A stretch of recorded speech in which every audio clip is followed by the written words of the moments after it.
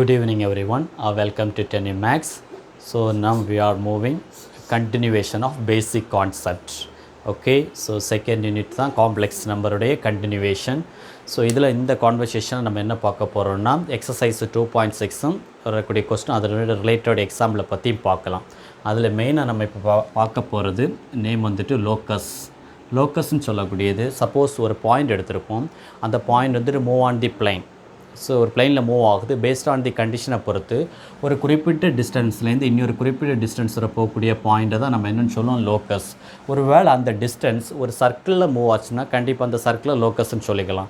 அதே நேரம் ஒரு ஸ்ட்ரைட் லைனில் அந்த ஒரு பர்டிகுலர் டிஸ்டன்ஸ் மூவ் ஆகுதுன்னா அந்த பர்டிகுலர் டிஸ்டன்ஸ் நம்ம என்ன சொல்லிக்கலாம், லோக்கஸ்ன்னு சொல்லிப்போம். அப்போ சிம்பிளாக லோக்கஸுடைய டெஃபினிஷன் வந்துட்டு it's move on the plane, அதாவது traced by moving point passed on the plain.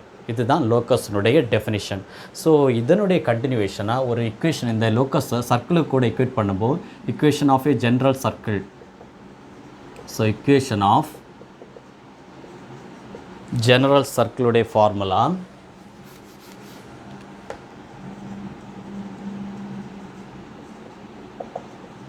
Circle formula வந்துட்டு modulus of Z minus Z not is equal to ஆர்ன்னு சொல்லுவோம். அப்போது இந்த சர்க்கிளுடைய டெஃபினிஷன் நம்ம எப்படி எடுப்போம்னா, ஒரு ஃபிக்ஸ்டு பாயிண்ட் ஒரு மூவிங் பாயிண்ட், ரெண்டு பாயிண்ட் எடுத்துப்போம். அதாவது ஒரு fixed point and moving point, ரெண்டு பாயிண்ட் எடுத்துப்போம். இந்த ரெண்டு பாயிண்டில் அந்த மூவிங் பாயிண்ட் எப்போவுமே அந்த கான்ஸ்டன்ட் டிஸ்டன்ஸை பொறுத்து மூவ் ஆகிட்டே இருக்கும். அப்போது அந்த கான்ஸ்டன்ட் டிஸ்டன்ஸை தான் நம்ம எப்படி சொல்லுவோம்னா ரேடியஸ்ன்னு சொல்கிறோம். அந்த கான்ஸ்டன்ட்டுடைய டிஸ்டன்ஸை நம்ம எப்படி சொல்கிறோம்,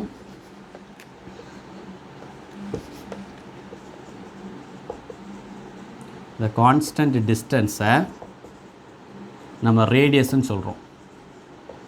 அப்போ அந்த ஃபிக்ஸ்டு பாயிண்ட் நம்ம என்னென்னு எடுத்துக்கலாம், சென்டர் சர்க்கிள், அதாவது ஃபிக்ஸ்டு பாயிண்ட்டை சென்டர்னு சொல்கிறோம். ஃபிக்ஸ்டு பாயிண்ட் நம்ம என்னென்னு சொல்கிறோம், ஸோ சென்டர்னு சொல்கிறோம். அப்போ இந்த ரெண்டு பாயிண்ட்டை வச்சு தான் நம்ம ஜென்ரல் சர்க்கிள் போடுறோம். General equation of general circle என்ன மீனிங், அது modulus of Z minus Z not is equal to r. இதில் இசட் நாட்டுன்னு சொல்லக்கூடியதை நம்ம என்ன எடுத்துக்கிறோம்னா fixed point of a circle.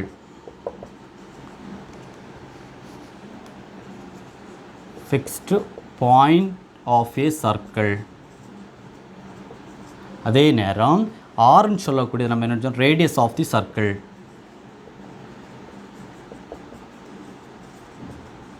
அப்போது இந்த பாயிண்ட்ஸ் தான் ரொம்ப இம்பார்ட்டன்ஸ் லோக்கஸில் வரக்கூடியது. இதை பேஸ் பண்ணி தான் நம்ம எக்ஸசைஸ் 2.6 கொஸ்டினும் அதனுடைய ரிலேட்டிவ் எக்ஸாம்லேயும் பார்ப்போம். இப்போ இதனுடைய கண்டினியூவேஷனாக எக்ஸசைஸ் 2.7 அதில் அதனுடைய ரிலேட்டடாக வரக்கூடிய எக்ஸாமில் பற்றி கண்டினியூஸாக பார்ப்போம். ஓகேவா?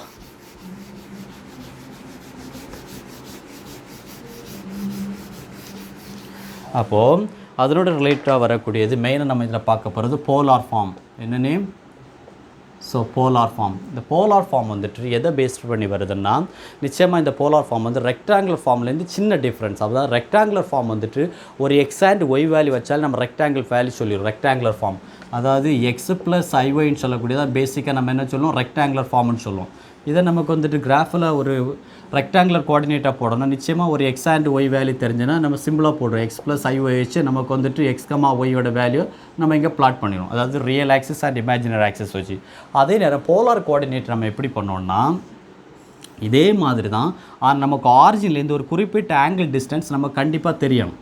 அப்போ இதை நமக்கு எப்படி கண்டிப்பாக மீட் பண்ணால், இதை நம்ம டீட்டான்னு எடுத்துக்கிட்டோம்னா ஆரோட value p of point of distance வந்து ஆருக்கும் டீட்டாவுக்கும் கண்டிப்பாக டிஸ்டன்ஸ் தெரிஞ்சால் தான் நமக்கு வந்துட்டு இந்த போலார் கோஆர்டினேட்டில் வரைய முடியும். அப்போ இது கண்டிப்பாக நமக்கு போலார் கோஆர்டினேட் தெரியும்னா ஒரு மாடுலஸோட வேல்யூன்னு தெரியும், அதே மாதிரி ஆர்குமெண்ட் வேல்யூ தெரிஞ்சால் தான் இந்த போலார் ஃபார்மில் கன்வெர்ட் பண்ண முடியும்.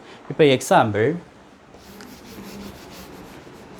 இந்த எக்ஸ் ப்ளஸ் ஒய் இங்கே இசட்டை வந்துட்டு நான் எக்ஸ் ப்ளஸ் ஐஒய்ன்னு எடுத்துக்கிட்டேன்னா இதை நம்ம போலார் ஃபார்மில் எழுதுனா கண்டிப்பாக R into cos theta plus I sine டீட்டான்னு போட்டால் இதை சிம்பிளாக இன்னும் இது எதுக்கு ஈக்குவலாக இருக்குன்னா இதனுடைய ஈக்குவல் தான் போலார் ஃபார்மில் எழுதுறதுக்கு R into cos theta plus I sine theta. இது எது ஈக்குவலாக இருக்குன்னா ஆர் சிஸ் டீட்டா. அதாவது ஆர்ன்னு சொல்லக்கூடியது நமக்கு வெளியே காமன் நேம், காஸ் டீட்டாவோட ஃபஸ்ட் லெட்டர், இமேஜினரோட ஃபஸ்ட்டு டேம், சைன் டீட்டாவோட ஃபஸ்ட் லெட்டர், தென் டீட்டான்னு சொல்லக்கூடியது இந்த ஆங்கிள் நமக்கு தெரிஞ்சால் தான் நம்ம கண்டிப்பாக பேஸ் பண்ண முடியும். அப்போ மாடுலஸோட வேல்யூ கண்டுபிடிக்கணும்னா எதை பேஸ் பண்ணி எழுதணும், ஸோ மாடுலஸ் எப்படி கண்டுபிடிக்கணும், square root of x square plus y square.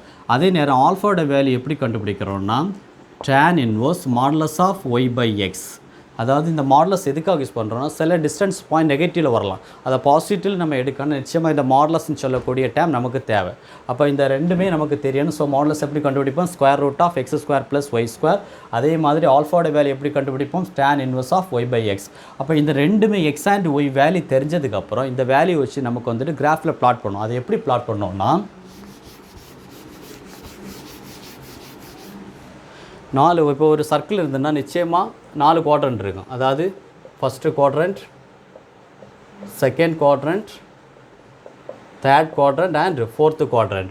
அப்போ டீட்டாவோட வேல்யூ வந்துட்டு ஒரு வேளை ஃபஸ்ட்டு குவாட்ரண்ட்டில் கிடச்சி நம்ம டீட்டாவோட கன்வர்ஷன் நம்ம எப்படி எடுப்போம்? ஆல்ஃபான்னு எடுப்போம், ஆங்கிளோட பார்ட்டு. ஒரு வேளை இந்த மாடலஸோட வேல்யூ ஆர்குமெண்ட் வேல்யூ நம்ம கம்பேர் பண்ணி டீட்டாவோட வேல்யூ செகண்ட் குவாட்ரண்ட்டில் கிடைக்குதுன்னா, செகண்ட் குவாட்ரண்ட் நமக்கு தெரியும் 0 to 90 வந்தால் நமக்கு ஃபஸ்ட்டு குவாட்ரண்ட், 90 to 180 வரக்கூடிய ஆங்கிள் நமக்கு வந்துட்டு செகண்ட் குவாட்ரண்ட், 180 to 270 வரக்கூடியது third quadrant, as well as 270 to 360 வரக்கூடியது நம்ம என்ன சொல்லுவோம்? ஃபோர்த்து குவாட்ரண்ட் சொல்லுவோம். அப்போ ஒரு வேளை கிடைக்கக்கூடிய டீட்டா வேல்யூ செகண்ட் குவாட்ரண்ட்டில் கிடச்சுன்னா டீட்டாவோட வேல்யூ நம்ம எப்படி சொல்லுவோம்? பை மைனஸ் ஆல்ஃபான்னு சொல்லுவோம். ஒரு வேளை தேர்ட் குவாட்ரண்ட்டில் கிடச்சுன்னா டீட்டாவோட கன்வர்ஷன் நமக்கு எப்படி கிடைக்கணும்? ஆல்ஃபா மைனஸ் பைன்னு சொல்லுவோம். ஃபோர்த்து குவாட்ரண்ட்டில் ஒரு வேளை கிடச்சுன்னா டீட்டாவோட வேல்யூ நமக்கு என்ன சொல்லுவோம்? Minus alpha.